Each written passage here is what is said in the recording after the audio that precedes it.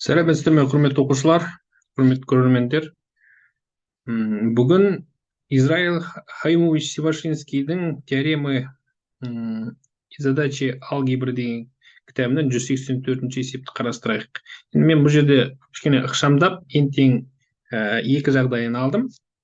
Негізі бұл есептің жалпы түрі бар.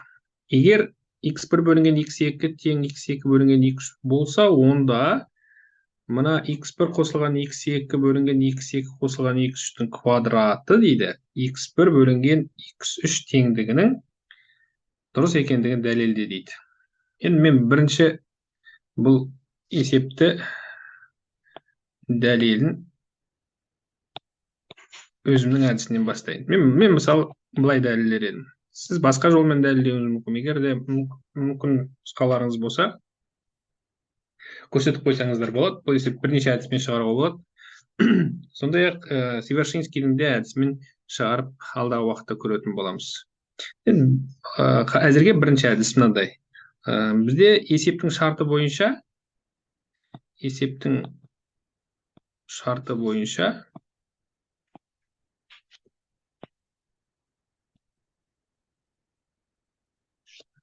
x1 бөлінген x2 тең x2 бөлінген x3 дейді. Ендеше, бұдан шығатын қорытынды, мынаны пропорциямен көбейтетін болсақ, онда x2-нің квадраты x1 көбейтілген x3 екендігі шығады. Мен бұны бірінші формула деп белгілеп қояйын. Жақсы, енді мына дәлелдеу керек. Теңдіктің сол жағын қарастырайын. x1 қосылған x2 бөлінген x2 қосылған x3-тің квадраты дейді. Бұны жеке квадраттап ашайын. Сонда алымында бөлімінде x1-дің квадраты қосылған 2 x1 x2 қосылған x2-нің квадраты болады. x2-нің квадраты қосылған 2 x2 x3 қосылған x3-тің квадраты болады. Міне, мен осы жерде мына бірінші формуланы пайдаланайын. Яғни x2-нің квадратын x1 көбейтілген x3-пен ауыстырам.